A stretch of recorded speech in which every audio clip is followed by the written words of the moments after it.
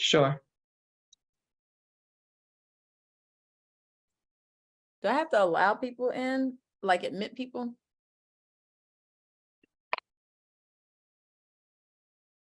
Once you click start webinar, I think it should be Just automatic? automatic. Yes, I see the numbers is increasing. Okay, great. We need to mute recording. Yeah, Pause recording. pause, got it. All I right, just I'm gonna go ahead paused and it. share screen, thank you. In just a second, give me just a second. All right.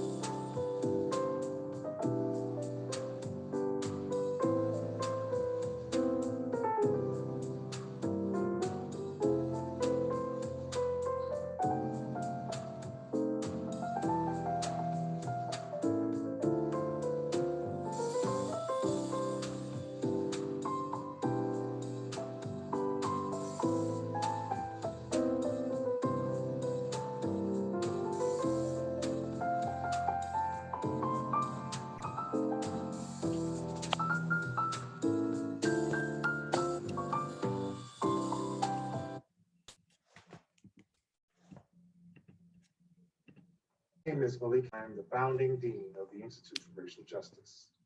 We are Loyola University Chicago's interdisciplinary hub for racial justice and equity work in Chicago and beyond.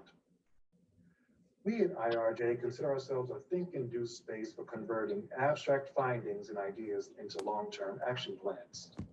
We aim to reimagine our campus as the go-to destination for community-informed scholars and data-informed leaders.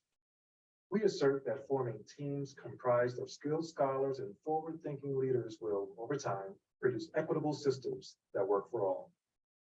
We collaborate with our partners to step outside the ivory tower and translate complex concepts in ways that are more accessible to the masses. One of the areas we'll be drilling down on is racial capitalism. Through a series of webinars and in-person conversations, we will explore racial capitalism and ponder its use as a powerful lens to view liberation and freedom from a racial justice and equity standpoint. I, for one, am excited about this series and thankful to our partners in the School of Law for helping to make it happen. We appreciate your interest in our work and ask that you please go to luc.edu/IRJ to learn more about what we're doing and how you can get involved. Thank you.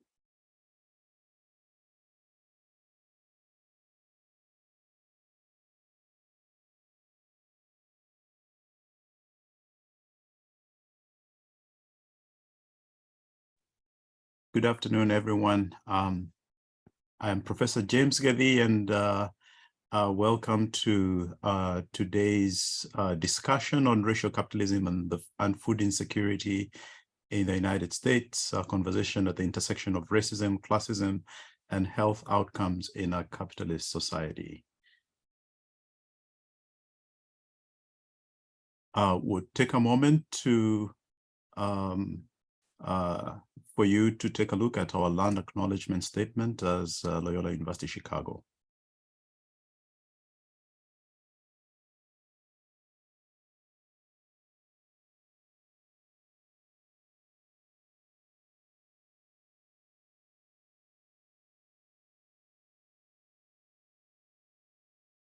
So I'm delighted today to introduce in a moment Professor Etienne Toussaint, who comes to us from the University of South Carolina.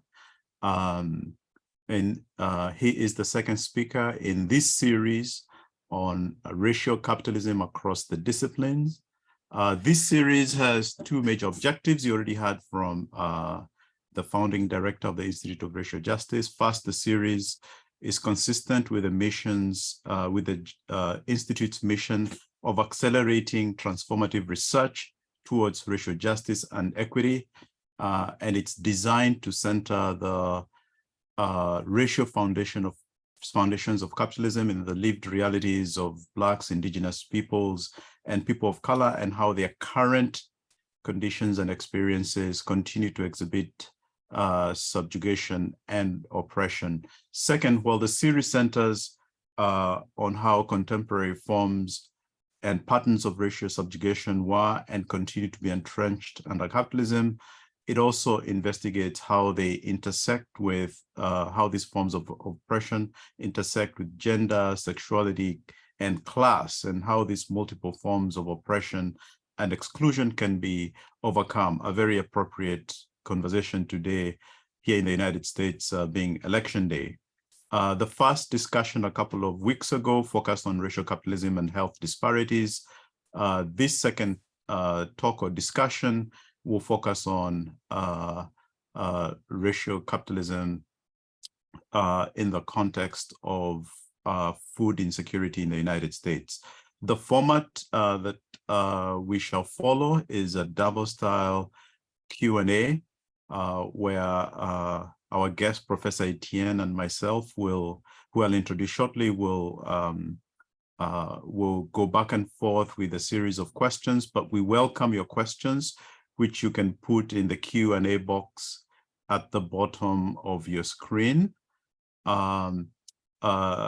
This discussion is scheduled to last about 90 minutes, and therefore will end just before 1:30 p.m. Central Standard Time, so that those that have not had an opportunity to go and vote can do so. And so now I'll introduce our guest. I think, Kelly, you can advance the slides. I think we're almost done with them. And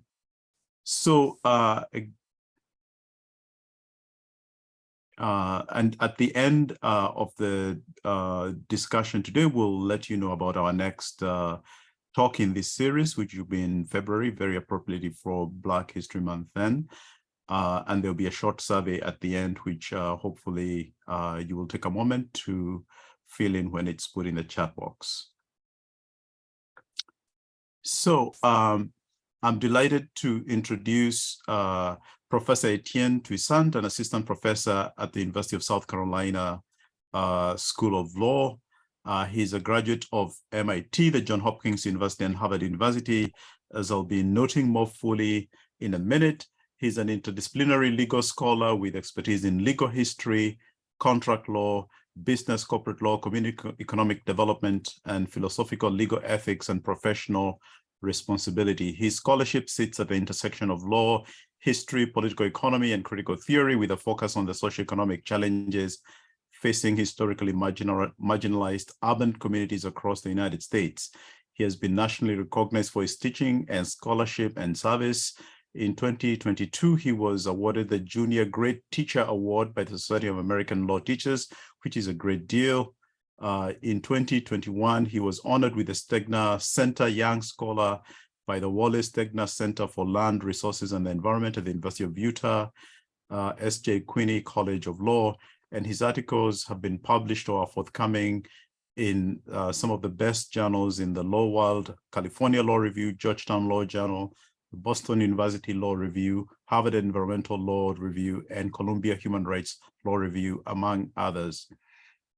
Professor Toussaint began his legal career as a project finance associate with the international law firm of Norton Rose Fulbright US LLP. Subsequently, he served as a law and policy fellow with the Poverty and Research Action Council in Washington, D.C., a nonprofit civil rights advocacy organization focused on racial justice, fair housing, and poverty alleviation. Like I said, he's a graduate of MIT. He's an engineer, actually. He earned an SB in mechanical engineering, was designated as a Ronald McNair Scholar and Alpha Phi Alpha Distinguished Collegiate. He completed his MSE in environmental engineering from the Johns Hopkins University, where he served as a graduate advisor for Engineers Without Borders, and his JD at Harvard Law School, where he served as an editor of the Harvard Environmental Law Review and was vice president of the Board of Student Advisors and a national executive board member of the National Executive of the National Black Students Association, BALSA. He's recently served as a board member of the Washington Council of Lawyers from 2019 to 2021. In 2021, he was appointed to serve on the American Bar Association Commission on Homelessness and Poverty. In 2022, he was appointed to serve on the American Bar Association's Dignity Rights Initiative. Born and brought up in the South Bronx, and a proud husband of Ebony Toussaint, PhD, and father of 3 amazing sons. So I'm delighted, Professor Toussaint, to have you here with us today. I guess we'll just get into the discussion. How do you use the term racial capitalism in your work? And perhaps could you tell us how it inspires you and the work you've been doing? First and foremost, thank you so much for the invitation to be in conversation with you today and be in conversation with Loyola. And thank you so much for the gracious introduction. I sincerely appreciate it. I thank you so much for starting with that question. I think it's such an important one. How does racial capitalism as a concept frame the work that I do? How does it guide my work as a scholar, my thinking as a teacher and a researcher? And I think it does so in a number of different ways. First, I think as a concept, it helps to provide some clarity around a question that I think sits at the root of a lot of legal scholarship, but I might, contend scholarship across a number of different fields.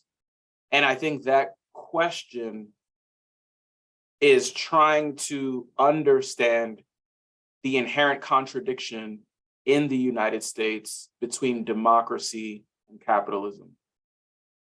I think that inherent contradiction is something that shapes a lot of research, because fundamentally there are some key distinctions between the goals of democracy and the goals of capitalism. And I could share a few points that I think can help spell that out.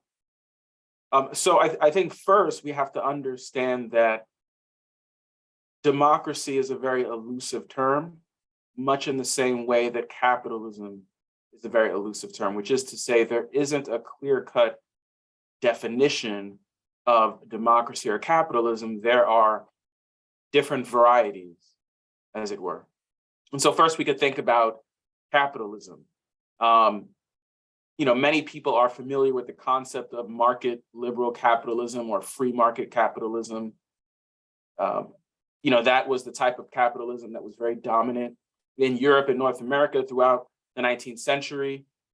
And very simply, it is where the state largely refrains from interfering into the private marketplace, including labor markets. And so we find a very weak welfare state. Taxes and state expenditures into the marketplace is kept at a minimum. And the goal is to allow the market to operate in a so-called free state. Secondly, many people might be familiar with the concept of a welfare state capitalism or welfare state capitalist structure.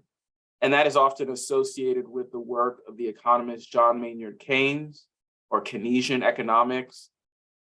This is fundamental to this approach, is this idea that consumer demand drives supply in the market, and a healthy market requires more spending by the state than saving.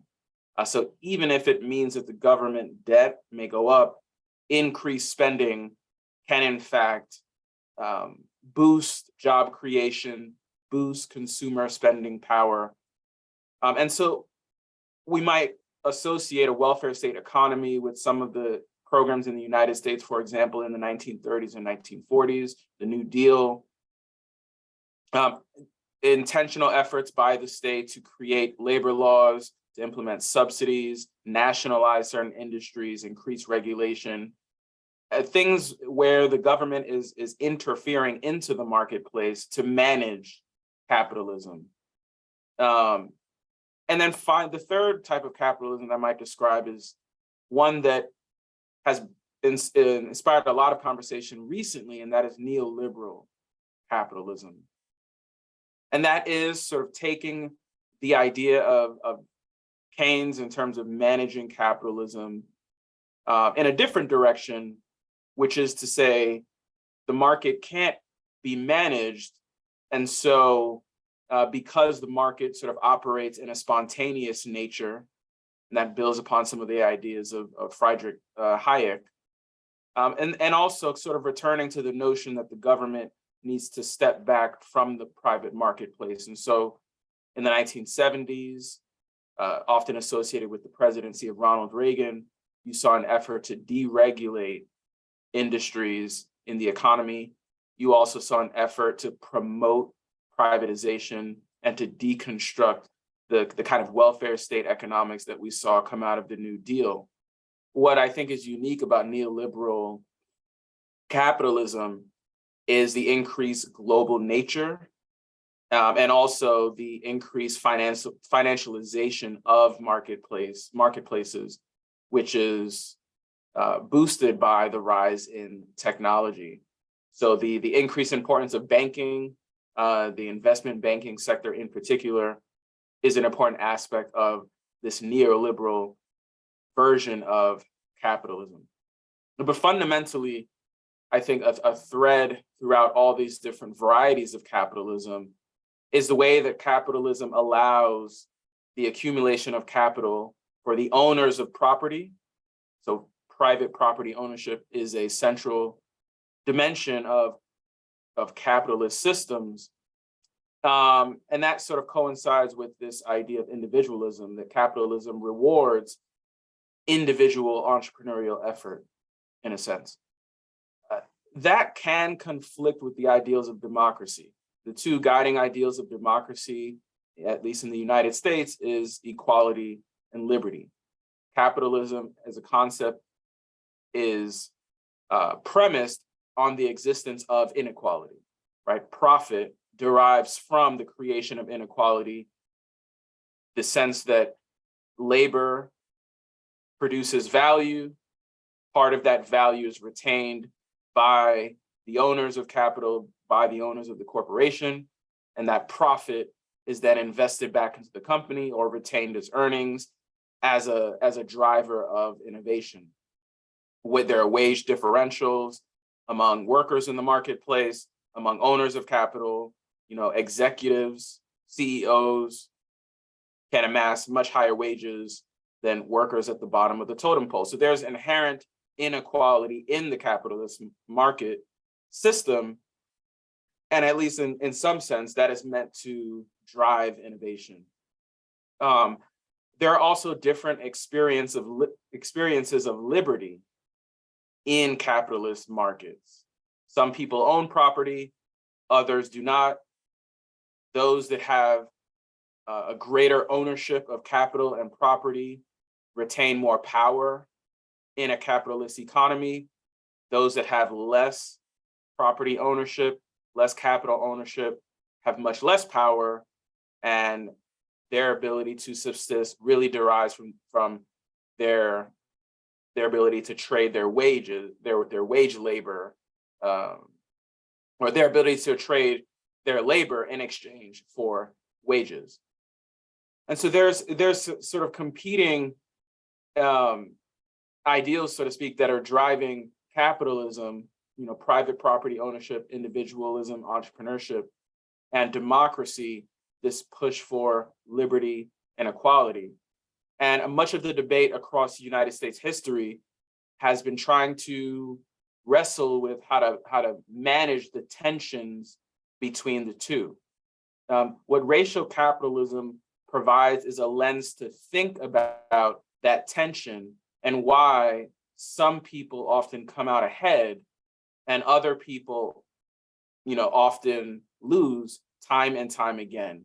And what we see across United States history is that the concept of race is a through line in terms of the groups of people that historically have succeeded in this type of economic system, and the groups of people that have historically struggled to overcome some of the inherent contradictions and challenges that emerge when you have a capitalist economic system and a democratic political society. Great. So that's a great overview of using racial capitalism as a lens, as you say, to think through the tension or contradiction between capitalism and democracy. And now, as we get more concrete, I wonder, using the very concrete example of food insecurity, which is at the center of your more recent work, how this example of food insecurity tells us about the nature of the lens through which you're seeing this contradiction, particularly in this era, as you say, where since at least the Reagan administration, you sort of have alluded to neoliberal capitalism as sort of the model through which we can think about this food insecurity question. Yeah, absolutely. So the reason I think racial capitalism is such a helpful lens is it pushes us to revisit history and to think about how the current structure of our political economy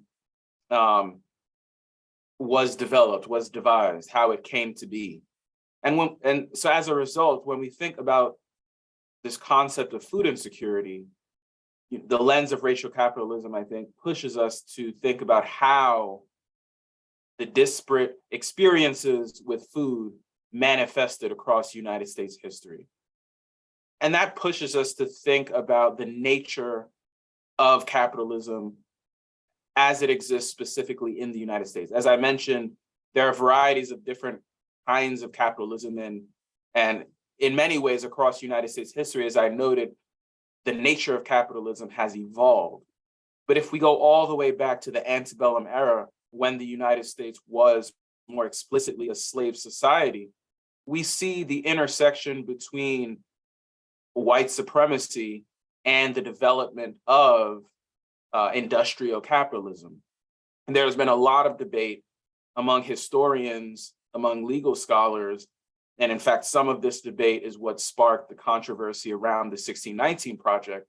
There's been much debate about that intersection, which is to say, how did the emergence of white supremacy and slavery impact the development of capitalism in the United States? And I don't think sort of understanding food insecurity and its origins requires an answer to that question, but I think it certainly benefits from a recognition that the development of capitalism in the United States took place at the same time as the development of slavery, white supremacy, and this concept that certain groups in society were inferior to other groups. What that does is help us to think about how people experienced their lives socially, economically across history, and how some of those experiences persist. If we go back to the antebellum era, what we actually discover is that people experience food in different ways based on their social group. Specifically, enslaved Black Americans experience food in a much, much different way than white Americans who either were their enslavers or who existed in other areas of the economy, but experienced a privileged position because of their racial identity. And it is that experience that enslaved Black people endured during the antebellum era that gives us an indication of the connections between food insecurity today and some of the ideas around race that persist from the antebellum era. But what we see today, and sort of, scholars may differ in terms of how strong we can draw that causal link, but there's no doubt that when we look today at food insecurity, it is definitely a problem that has racial dimensions, which is to say, communities that are predominantly comprised of Black or other non-white racially and racially and ethnically minoritized groups tend to experience greater levels of food insecurity. They tend to reside in communities on average that are more food insecure, that are more full of food swamps or food deserts. And so there's a certain racial dimension to the way that these problems persist. And in some ways, that is the manifestation of the geospatial nature of racial inequality in America. It is an extension of the legacy of racial segregation and the legacy of the disparate experiences socially and economically that those communities endured across history. And when I say food insecurity, I simply mean a community that lacks access to healthy, nutrient-rich, and affordable food. And what we find is that historically, racially segregated communities that were comprised of predominantly Black Americans lacked access to healthy, affordable, nutrient-rich food in ways that were much more significant than predominantly white communities, and those problems persist. And the reason why those disparities exist, I would argue, is very much tied to the legacy of white supremacy that extends from the antebellum era through the Jim Crow era into the era of mass incarceration, and now into our modern day era of the Black Lives Matter movement, where we're continuing to struggle with this issue of race and how it manifests in a variety of different communities. Great.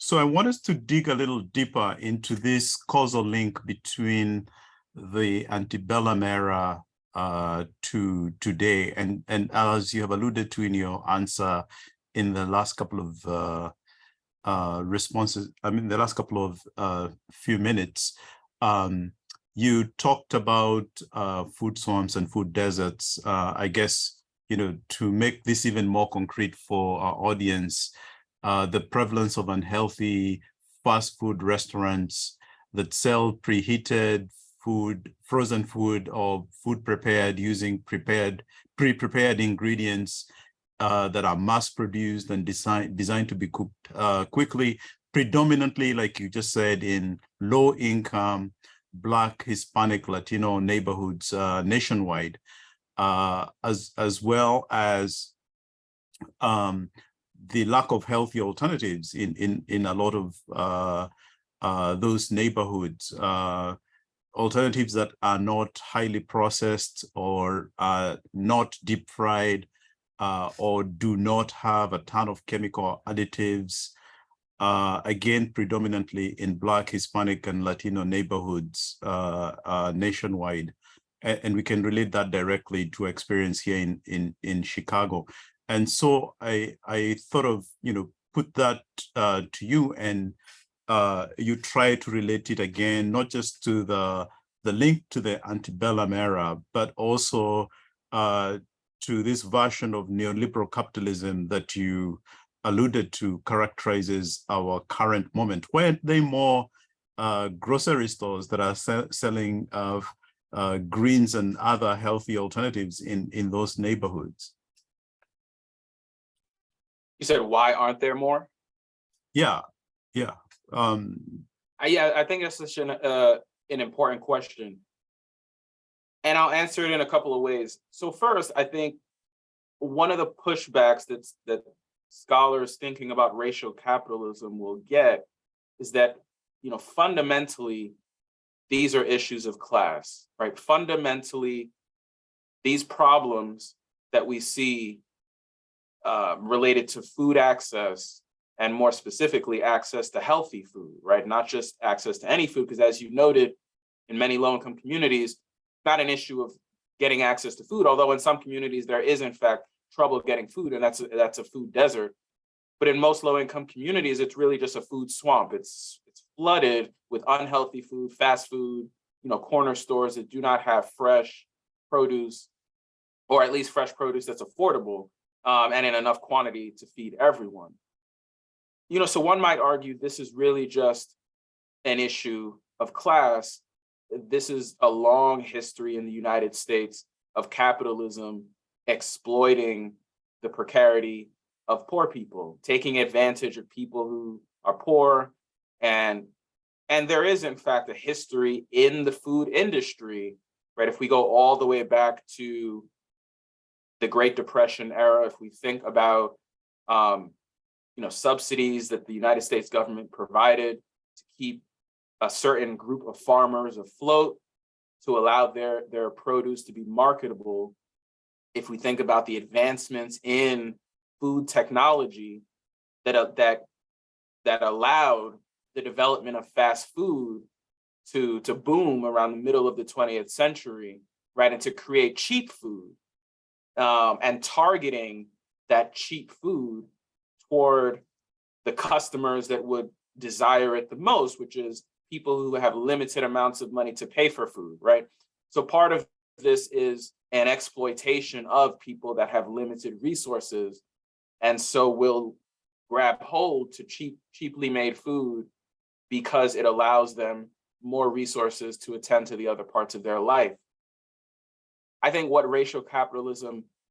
racial capitalism responds to that is to try to clarify the intersections of race and class in the United States historically, which is that race historically has been used as a way to differentiate groups that are suitable for exploitation or expropriation within a capitalist society, right? If you go back to the antebellum era, it was race that defined the group of people that were suitable for unfree labor, which was the enslaved population. Transitioning out of the antebellum era, it was race that defined the group of people that were suitable for the lowest wage work on farms, sharecropping. And also in many ways, it was race that characterized the population that was suitable for prison labor. And so convict leasing became a mechanism to bring people into slave labor within the prison context. And throughout history, there has been this entanglement with race and class where, to be sure, there are low-income communities that are comprised of white people, but certainly we see this entanglement of race and class across history where, you know, in many communities, low-income populations are often comprised of non-white people. And so the desire of the food industry to exploit the marginality, the poverty of certain communities across history has intersected with the characterization of those communities as often being predominantly non-white because of the legacy of white supremacy. So I think that's why you'll find in many low-income communities that are predominantly Black or brown, the prevalence of cheaply made food, because that desire in the food industry to target cheaply made food to the people that will desire it most, to the consumers that will desire it most, has overlapped across history with the communities that find themselves living in those, with the people that find themselves living in those communities, which historically have been Black people, you know, brown people, people who are non-white. What's interesting is that although one might argue that it's, you know, the food, you know, one might argue then the food industry is not targeting people of color. It just so happens that people of color are the people that tend to live in low-income communities, and it makes sense from a business standpoint to target low-income communities because those are the consumers that will desire cheaply made food because of their limited resources.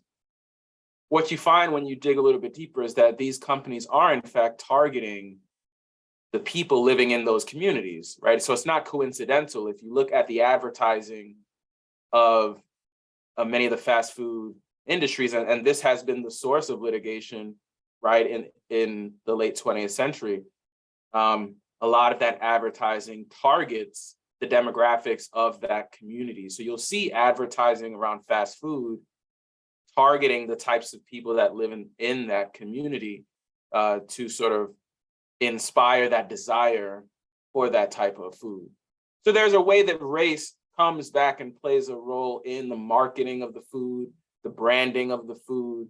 Think about, you know, commercials for McDonald's, bringing athletes, bringing celebrities of a certain race into those advertising campaigns to try to legitimate and make enticing that food to that demographic, notwithstanding the fact that it's unhealthy, that it might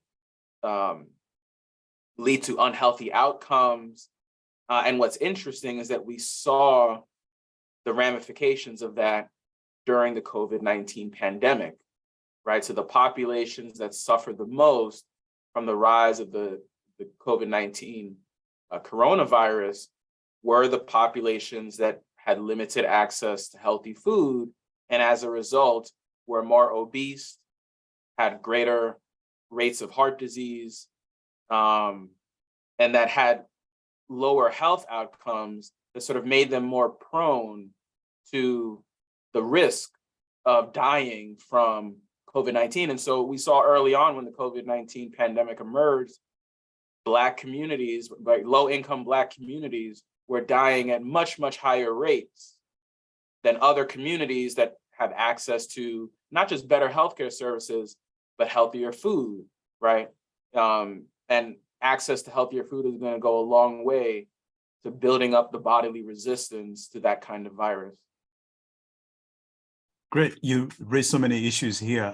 So I want to encourage the audience to use the Q&A window. Already there's one question here from one of the audience members who says, of course, I've not been to the US and need to learn more about the racial divide in the US suburbs. But if I have gotten the speaker correctly, would it be up to conclude that the food industry's practices demonstrate or represent a racial pattern of people living in specific suburbs? Would it be correct? So I guess the audience member is asking whether the food industry's business practices demonstrate a racial pattern, following the ways in which neighborhoods are segregated. As you know, I'm sure Professor Toussaint in Chicago, we talk, there are many divides, but there's sort of, for example, between the north side and the south side. And that's a very generic one, but I guess that's what the speaker is the audience member is asking about. Yes, absolutely. I think, and I can give the example of Washington, D.C., but as you noted, there are many cities that have this challenge, including in Chicago, as you noted. But there is a geospatial dimension to this issue of food insecurity that intersects with the racial makeup of communities and also the class makeup of those communities as well, that often overlaps. And historically, that has shaped the experience that different communities have with food because of the way the food industry directs certain types of food to certain communities and certain types of food to other communities. So in some ways, the access that people have to food is very much connected in the United States to the United States history of racial segregation and also class segregation, and those two things overlap. But if you look at Washington, D.C., the capital of the United States, Washington, D.C. is not a state, it's a district. It's divided into 8 wards. Each of those wards has approximately 80,000 residents. And historically, those wards have been segregated across both class and race divides.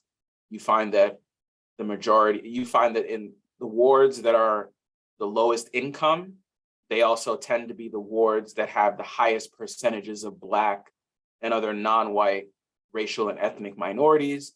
And the wards that tend to have the highest incomes also tend to be the wards that have the highest percentages of white residents of Washington, D.C. And so there's a very stark divide across race and class in the capital.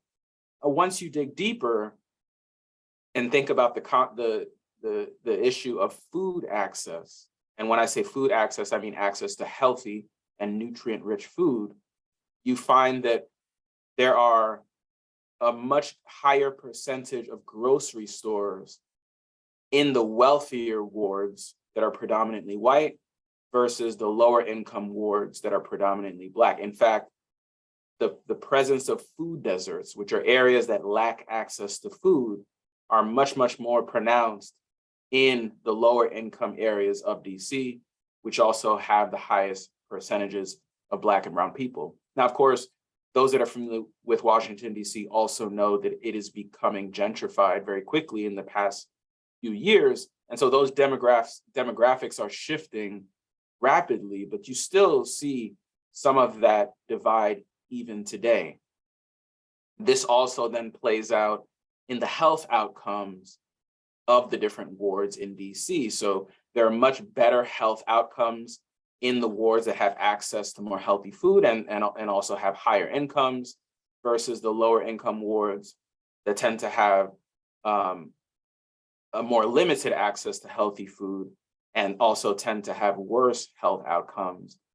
And during the COVID-19 pandemic, that played out as one might expect.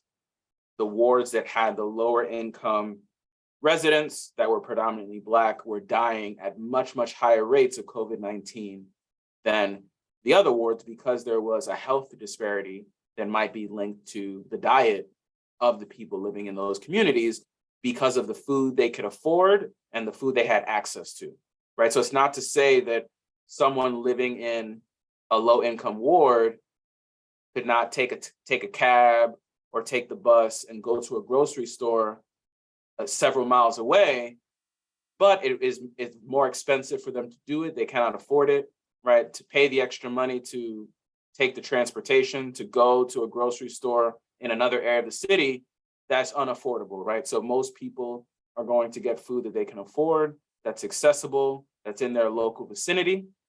And so if you live in a low income area and you lack access to a grocery store, you're gonna go to the corner store, you're gonna go to the fast food restaurant to get your breakfast or your lunch.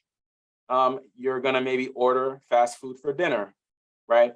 What you also find in a lot of low income communities is that children, right, often rely on school lunch, right? So they're not getting lunch packed at home, they're relying on lunch that's provided at school.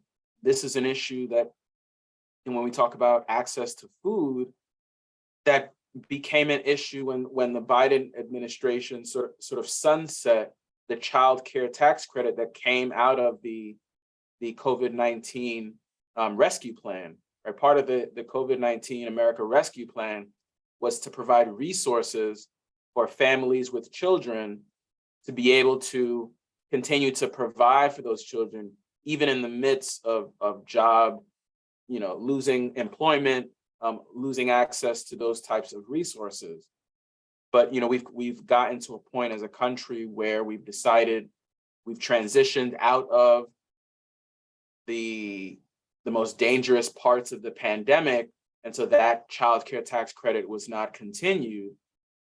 But researchers that have looked deeper into who benefited the most from that tax credit, they discovered that it was poor families, right? Poor families with children benefited the most, being able to have that additional resource to provide adequate food and healthy food for their children.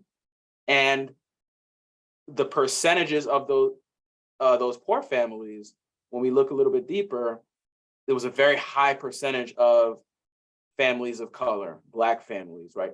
Black children that families were able to utilize those extra resources to provide healthy food and to overcome some of the poverty and hunger that they otherwise would endure. So Washington, D.C. is a great example to really look specifically at how communities are wrestling with this issue of food insecurity. And I think the bigger issue is how we solve the problem. And racial capitalism also provides an interesting lens to think about how to solve the problem as well. Okay, so we're going to come to how to solve the problem in a bit, but I have two quick follow-ups relating to what you just alluded to in terms of the inability of people who live in certain neighborhoods, like the wards you were talking about in Washington, D.C., being unable to pay for transportation from places where they can't have healthy alternatives to places where healthy alternatives are available. And I ask this because we often hear certain politicians and academics or certain citizens blaming low-income Black and Hispanic or Latino people for their poor diets and poor health and high rates of the kinds of food-related diseases that you talked about. We also hear lots of, going back to your point initially at the very beginning of the conversation, critiques of the American welfare states and programs such as state-sponsored food distribution programs and nutrition programs, including school lunches. There've been some dramatic stories of kids denied school lunch because they didn't have money on the day they were supposed to pay for their lunch, critiques of SNAP, and arguments that these welfare programs have completed the work of the Reconstruction Amendments. So given the persistence of food insecurity in 2022, would you agree with some of these arguments that the work of the Reconstruction Amendments, and maybe you can explain that to us in a little more detail, has now been completed, and that the blame now lies at the feet of these hungry people? That's such a great question. I guess at the root of the question is really trying to understand what was the work of the Reconstruction Amendments, or to put it another way, what was the goal of Reconstruction, that era after enslaved Black people were emancipated? And they passed the 13th, 14th, and 15th Amendments. They instituted the Freedmen's Bureau. What was the goal? And depending on how we answer that question determines whether we think the welfare state is something we need to abolish, whether we think everyone right now has an equal opportunity, an equal shot, and it's up to them to figure out how they're going to overcome their challenges within their particular community. So what was the goal of Reconstruction? I think it's a question that too often is oversimplified, right? Someone might say the goal of Reconstruction was to ensure that the slavery was abolished and to make sure that white supremacists would not terrorize the now free, emancipated Black population and give them the chance to secure their liberty, to secure their freedom, to pursue happiness in the way that they saw fit, right?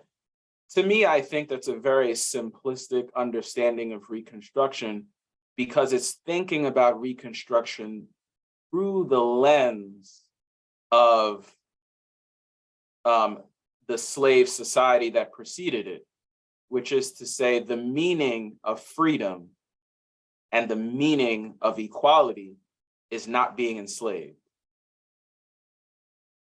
And I think that's too simplistic of an answer, because that meaning is one that does not engage the voice, the interest, and the ideas of the formerly enslaved population, which is to say, when we think about what it means for someone to be free or what it means for someone to be equal, we're thinking about granting them the status of what white people enjoyed at the moment that they were emancipated, and not thinking if the baseline rights, the baseline social and economic rights that people enjoy are enough, right?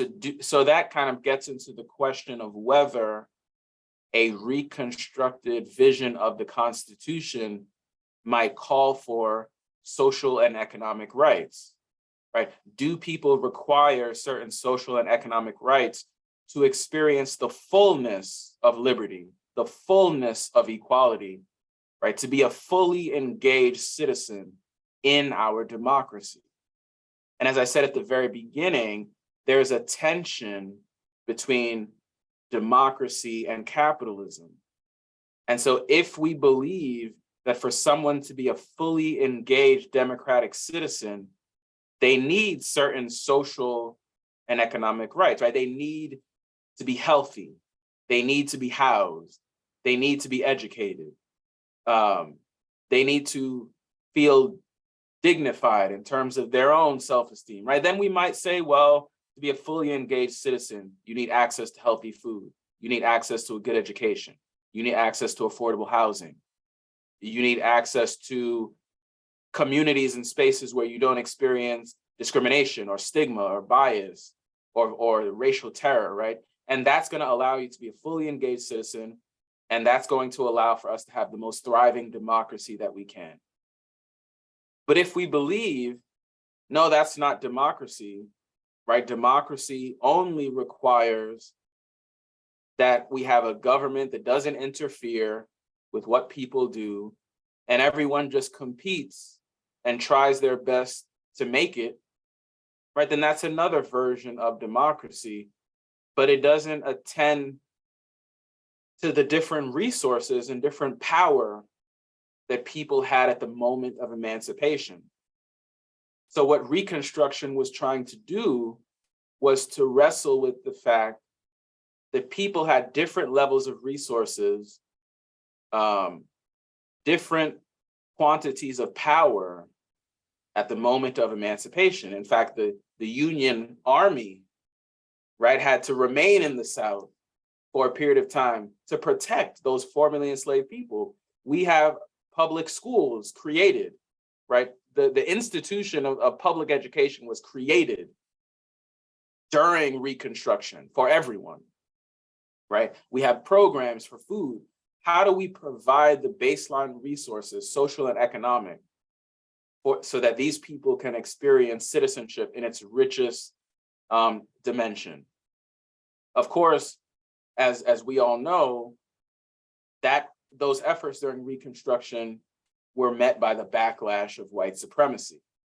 Freedmen's Bureau was ended, right? The troops were pulled out of the South, and Jim Crow took the place of Reconstruction, which is to say an era of state-sanctioned racial segregation and laws that created different experiences in society for Black people versus white people, took the place of this era to redefine what citizenship meant. What Jim Crow said was citizenship means that if you're white, you have access to certain experiences.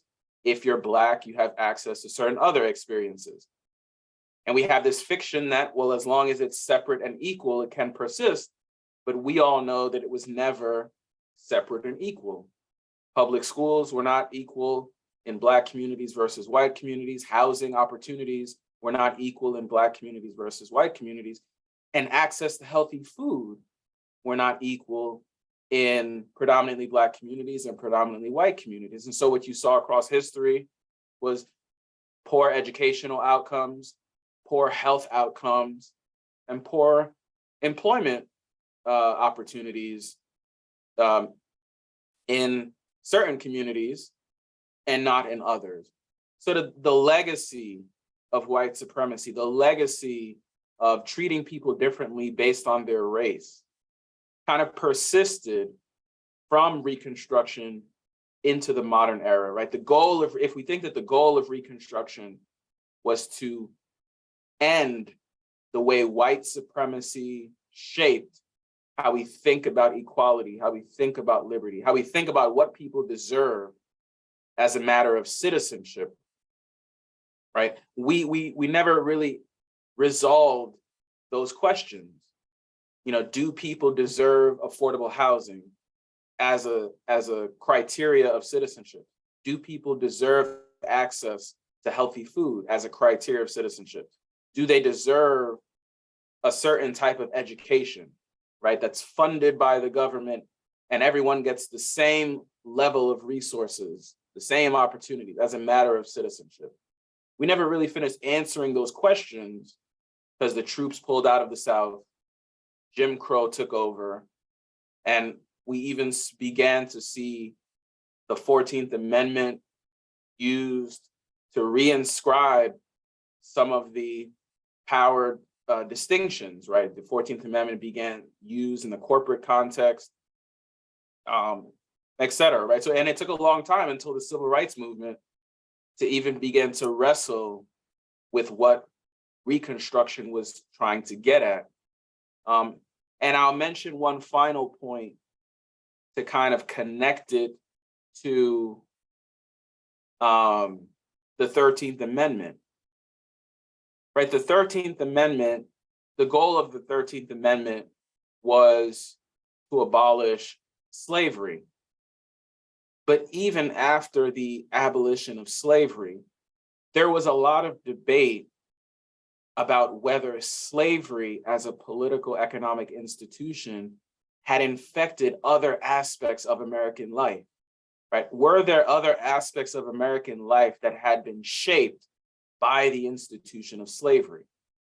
And so the court ultimately develops this language called badges and incidents of slavery, which is even though the people are no longer on the plantation, there may be experiences that stem from that institution.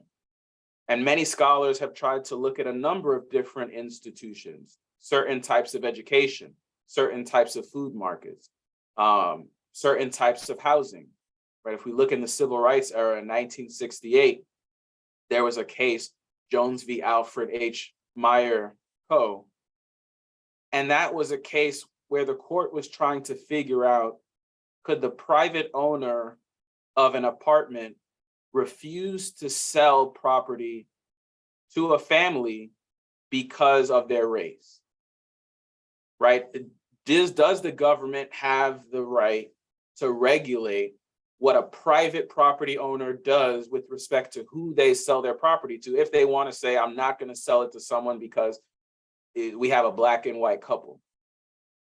And the court said they can bring a claim under the Civil Rights Act of 1866 because the 13th Amendment gives Congress the power to enforce abolishing badges and incidents of slavery. The 13th Amendment gives the government the power to abolish any systems that resemble the type of oppression that existed during the antebellum era. And the court basically said, if you're going to segregate people in the housing market based on their race, you're basically trying to perpetuate a code of life that's the same thing as when people were enslaved, which was they were segregated in terms of where they live based on their race.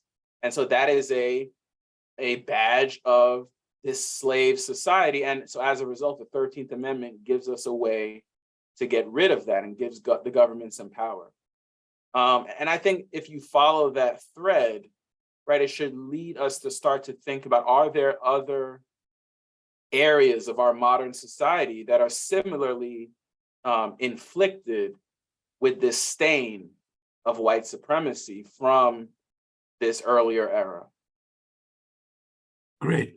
So I encourage our audience to continue putting questions in the Q&A window at the bottom of your screen. And the next question I have follows very nicely from what you just alluded to, Professor Toussaint, in terms of the 13th Amendment to the Constitution.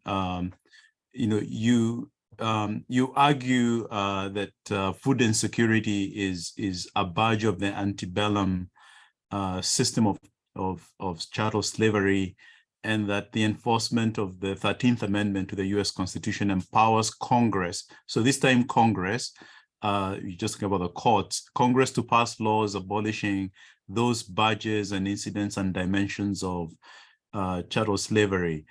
So on this election day, could you explain this argument to us, and in particular, how you see material conditions such as food insecurity, like you're alluding to, lack of shelter, clothing, medical services, and land to come within the 13th Amendment? And what do you encourage the voters who are voting today throughout the United States to be thinking about in terms of those possibilities in the next session of Congress? Yeah, I think fundamentally, this is a question of whether the Constitution gives legislators the right to create and enforce race-based programs, right? This is a debate that we see coming up right now with affirmative action. And we saw some of the questioning even coming from Justice Ketanji Brown Jackson, when she said, if you look at the 14th Amendment, if you look at Reconstruction, the goal was, how can we create government programs, government initiatives, or government protection that attends to this issue of race? So we actually need to be conscious of race to do the work of what the Reconstruction Amendments were created to do, which contradicts the longstanding notion that when we think about the Constitution, even when we think about the Reconstruction Amendments, including the 14th, and this concept of equal protection, we need to do so in a colorblind way. We should not be thinking about race, right? The way to end race is to stop talking about race, right? To quote the famous line. And I think that is a question that has been brought back up with this most recent affirmative action case, and it's one that's going to be continued to be litigated. And as we can see, it's a very political question.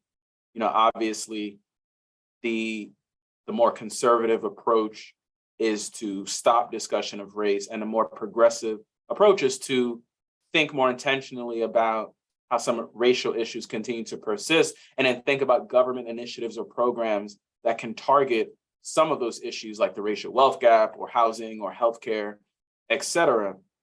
But I think once we push ourselves to think more critically about the issue of race that sits at the root of some of these societal problems, then it opens up the door to think about more progressive government programming that's trying to shore up some of those challenges, right? You've seen even Elizabeth Warren put out programs to address housing, but linking it to communities that have been historically redlined, right? So sort of thinking intentionally about how race has been the driver of some of these challenges.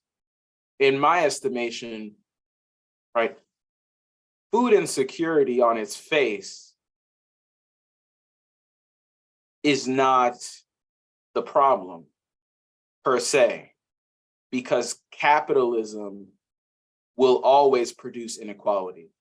Because we have a capitalist market, which means people have different access to resources, people have different access to money based on what position they occupy in the marketplace as a worker, they're going to be able to afford different types of food, right? So some people are always going to be more food insecure than others. But I think fundamentally, there's a certain level of food insecurity that begins to threaten someone's ability to fully engage in the democratic process as a citizen, which is to say there's a baseline access to food that everyone needs to be able to thrive as a citizen. And so I think that's the question that we need to ask, right? Where are communities lacking the baseline access to food such that it begins to infringe upon their ability to be a fully engaged citizen? And how can the government create programs to provide resources, right? That's thinking about the government through the lens of a welfare state, such that anyone and everyone has what they need to be fully engaged. I think ultimately you'll find that many of those communities that lack resources are the same communities that continue to suffer the legacy of racial discrimination. So many of those low-income communities are predominantly non-white communities. And that is where some of these programs fall into trouble, right? We saw as a part of the American Rescue Act, President Biden carved out a program to eliminate the debt of Black farmers.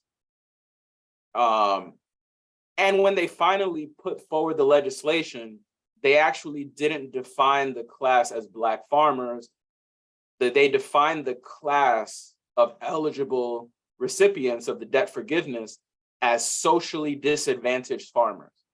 And they defined socially disadvantaged farmers as anyone who has experienced racial discrimination in the farming industry across history, whether they didn't have access to loans or they experienced discrimination in the process of trying to get loans for their farm, et cetera.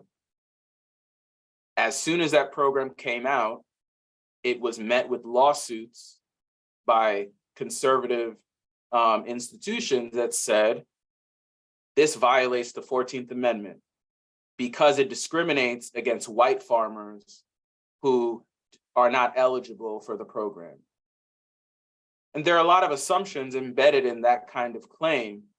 But fundamentally, the argument is we cannot create programs to target people of a certain race because that is racial discrimination against people who are not of that race.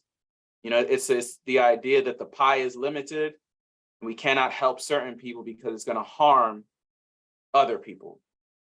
And I think that thinking is very dangerous because it makes it difficult for us to address the problems that persist as a result of race that continue even since the Jim Crow era, even since the civil rights era. And I think the food industry is one area where you can see the persistence of some of those issues. Great. So we have a question from the audience. I have a follow-up for that I'll ask later. You have explained your argument very clearly in relation to human rights. Would you say a socio-economic rights framework can be an effective tool for addressing these issues you have highlighted in the US, taking into account racial capitalism? And thanking you very much for your perspectives. Yes, I think so. I think it's going to be challenging in the United States unless we do a little bit more work to clarify the role of human rights in United States law.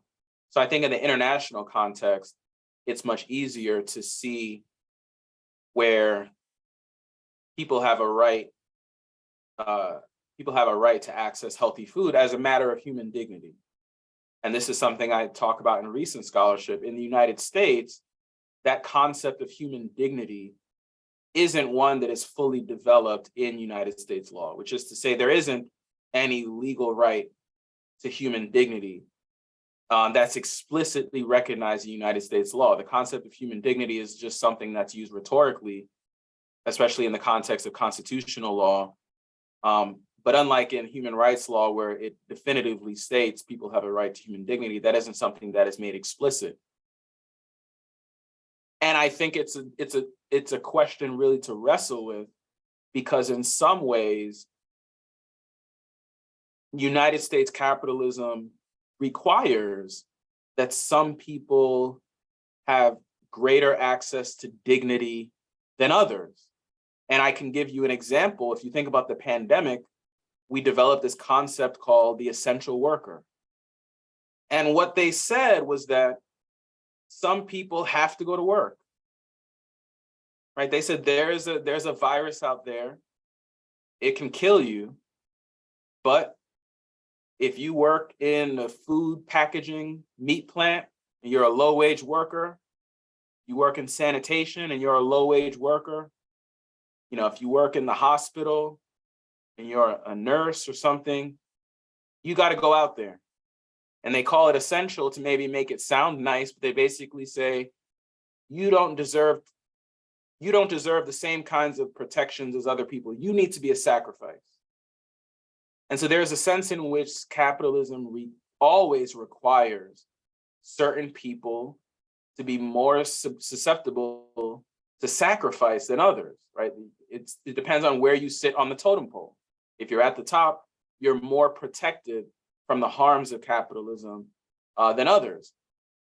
But ultimately, if we believe that everyone deserves dignity, then the question becomes, what social and economic rights should everyone have as a matter of dignity? Even though we recognize that in a capitalist society, some people may have to sacrifice more than others, no one should have to sacrifice in ways that calls into question their human dignity. And to me, I think the fundamental harm of slavery was a harm to human dignity. And so if we center the concept of dignity, if the abolition of slavery was in fact the abolition of a certain type of undignified life, then we can utilize that same frame today and say, what types of dignitary harms are some people experiencing that when we look at it in its totality is forcing them to experience similar types of dignitary harms that people experienced during enslavement.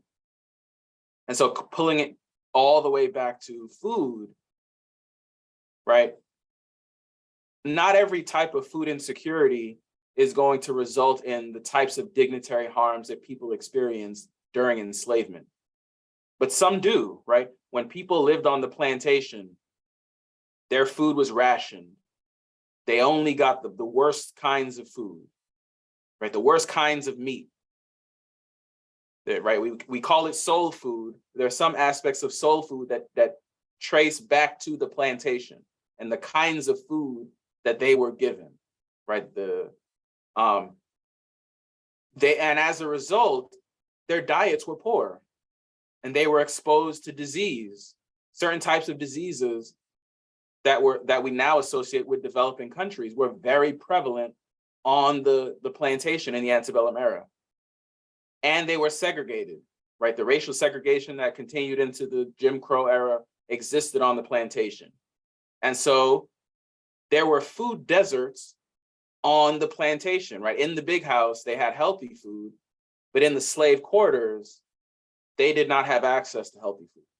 And so when you think about that experience of food oppression, some of a similar type of experience exists in some communities today where they're rationed certain types of food, right? They don't have healthy grocery stores. They only have fast food restaurants. They only have corner stores. And as a result, they're forced to experience food-related disease in higher rates than other people living in their community because of that segregation.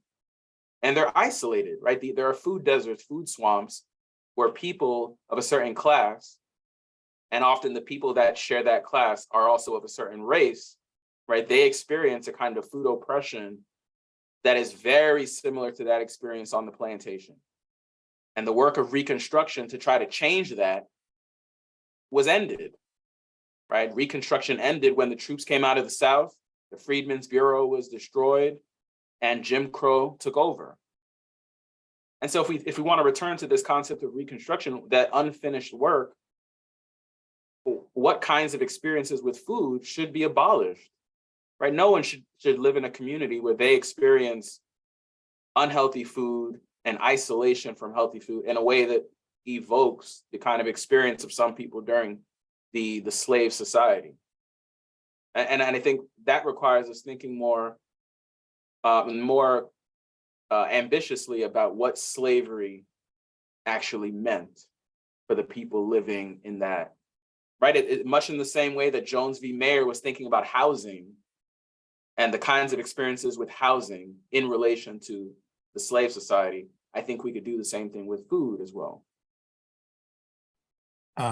Great. So maybe second last question, if there's a question again in the chat. Does one risk being branded an abhorrent communist by pushing for racial equality? Well, it depends. I think the way to answer those questions, right, those kinds of critiques, is to dig deeper into understanding the terminology and understanding the nuance, right? Because communism is merely a variant of socialism, right? So really what we're talking about, and one doesn't have to per se advocate for a socialist political society to argue that all citizens deserve a certain baseline of social and economic rights to be fully engaged citizens, right? You could establish a threshold where all citizens deserve baseline social and economic rights, but beyond that point, it's a competitive marketplace where you can amass more opportunities and more resources depending on how you compete with others as a laborer, as an entrepreneur, as a capitalist, what have you. But everyone has, I think it kind of relates to this concept of a universal basic income, right? That idea that everyone might deserve a certain access to resources. Right, where communism, which I think the simplest way to define communism might be the abolition of private property, right, is a kind of is a way of thinking about how to achieve that vision of egalitarianism. And there are different ways to achieve that socialist ideal. Communism is one version where you abolish private property and put it in the hands of the nation state. And that, of course, as we've seen across history, has its risk, right? Whoever's in power can warp that tool for evil ends. And so I think the way to respond is to say, you know, one doesn't assume the other, right? We can advocate for social and economic rights without falling into a communist state per se. You can advocate for a more socially democratic state without becoming a communist state. You can have government programs that provide greater social and economic protections while still preserving private property as, you know, an opportunity that people can take advantage of. You know, I do think that if we're going to resolve the problems of poverty and food access, food insecurity is merely one of the problems associated with poverty. The racial wealth gap, housing, are others, education. We do ultimately need to think more intentionally about the problems of capitalism, which is that if in a capitalist society, we allow the ownership of capital to amass in the hands of a few people, right, then you're always gonna have these problems. And so thinking about how to democratize the marketplace, and there are a lot of tools to do that, you know, cooperative economics provides a platform to think about that. Even in Chicago, you have, and I'll say one thing about urban farming, right, because I've written a little bit about this, right? A lot of people point to urban farms as a solution. Well, you know, these people are to blame, so let's give them a lot and allow them to grow their own produce and, you know, political self-determination. They can fix it. They just need an opportunity. They need a shot, right? In many ways, you can push that program and it really just becomes another version of a competitive capitalist market where some people will win, a lot of people will lose. And it depends on how you're able to compete. But another way to do it is a more communitarian approach. And Chicago has some good examples where, you know, you can take a plot of land and put the ownership not into one person, but the ownership in the hands of the entire community. You know, you can create a community land trust. You can have the community land trust owned by a nonprofit. You can have community members sit on the board of the nonprofit. You can have multiple members of the community involved in what the organization does. You can have the benefits of the organization flowing back to the community and not into the hands of an entrepreneur who was so successful. It's the difference between trickle-down economics being the answer and cooperative economics as an alternative approach where everyone can benefit and work collectively. So there are mechanisms even within a capitalist society where if you take a more communitarian approach, right, people can work together collectively versus the answer simply being people need more opportunities to be entrepreneurs, right, to do it on their own, to try to compete. Yes, some people will win and you'll have success stories. They'll point to LeBron James and say, look, he made it, you can do it too. But most people are not going to become entrepreneurs, right? Most people are going to be workers. They're going to work a job. And the fundamental point is, do they make enough money to live the kind of life they need to be an engaged citizen? You know, do they have access to the resources they need, be an engaged citizen, so that we can be the kind of thriving democracy we want to be? Great. We only have one more question, time for one more question before we end because we are running out of time. From an audience member, could you comment on the efforts of the empowered societies like in Toussaint and Greenwood, where individuals did attempt to create healthy norms and food security, but were denied? And that's very related to some of the last points that you were talking about. So that would be the last question. Yeah.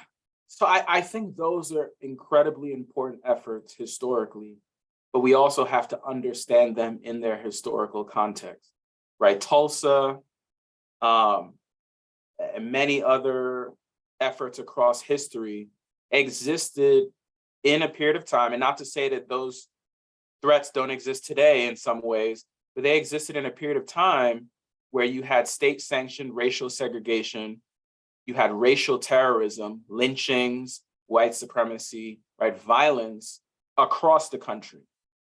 And so in many ways, it was what, some people call necessity entrepreneurship. By necessity, we need to make our own markets. We need to make our own. And sometimes that can allow a market to thrive. We also see historically the development of cooperative economics in Black communities. If you look at the history of farming, Black farming in particular, you see the usage of cooperatives. Fannie Lou Hamer, right, talks a little bit about this. By necessity, they have to work together to be able to be competitive, that they have to pool their resources to be competitive. So sometimes that sense of racial solidarity is beneficial to overcome the challenges of the market, right? It doesn't eliminate the challenges of the market. It just allows a social group to now enter the marketplace and become competitive. But it doesn't resolve the fundamental problems of the marketplace, which is that there will be poverty, there will be low income and low wage workers. And the question is, what do we do about those folks? So I think, today that debate persists. So you see one side of the aisle advocating for a kind of modern Black nationalism in the version of entrepreneurship. They say the answer is for us to solve our own problems by starting businesses, by becoming entrepreneurs, by starting our own schools. And I say I mean marginalized populations. They say that's the answer. We have to do it ourselves. And that's kind of what Booker T. Washington was saying, 100 years ago. And that can be beneficial, but it's not going to resolve poverty. It's not going to resolve food deserts. It's not going to resolve the challenges that those lowest communities will face. It's basically asking for a trickle-down economics approach to poverty, and it's not going to fix everything, even though it can make many people's lives much, much better. And so in the short term, it is a great approach, but it's not going to be a long-term solution. And on the other side, you see people who are more left-leaning, kind of in the legacy of W.E.B. Du Bois, to say, we need a political program that's going to change the way the economy works. It's going to change the way the government works in relation to communities. What kinds of programs do we have? What kinds of resources do we have?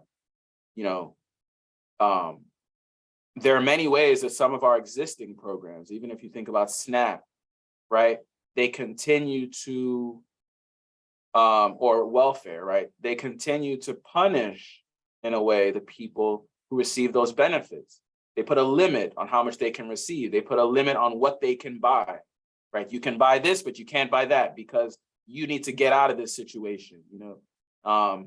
We have political rhetoric that calls recipients of benefits, lazy, or they're not working hard enough. They have a moral issue. And part of that is us as a country continuing to wrestle with what people deserve as a matter of citizenship, what people are owed as a matter of historical reparation. When you think about some communities that historically have not been given the same resources as others, and whether we as a country are committed to addressing those issues, those challenges. Great. Well, thank you so much, Professor Toussaint. This has been a great, very insightful conversation. We're delighted to have had you today, and we are very, very, very grateful. In the chat, we have put a survey. If you can take a few moments before we end to give us any feedback you might have. Please stay connected, and if you can go back one slide, our next conversation is on February the 28th on policing where Professor Tavis Jules will host Professor Jamelia Natasha Morgan, who is a professor at Northwestern University Law School. We thank you for being here, audience members, and for your great questions. There's two ways to take the survey. You can use your phone and get it on, use the barcode here to get it on your phone, or you can use the link that was put in the chat. So we appreciate your presence here again today, and in particular to Professor Toussaint for that excellent conversation we've had today around the question of food insecurity. And we've learned a lot about how this connects with the historical legacies and the 13th Amendment, the Reconstruction Amendments, and in particular the 13th Amendment. We thank you very much for being here to help lead that conversation. So until next time, we'll see you in February for our continuing conversation on racial capitalism across the disciplines. Thank you very much.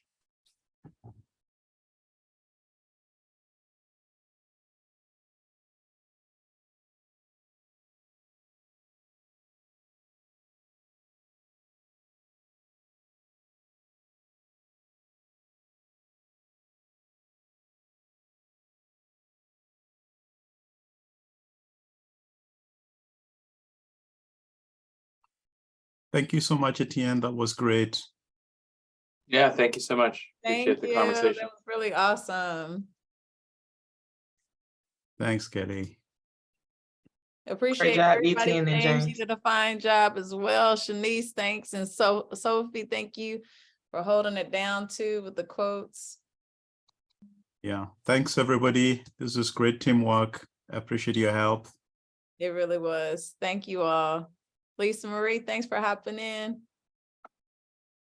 Thank you. And let me know if you need any follow-up information or anything, or Absolutely. And we'll be happy to- circling back to you with I think a recording of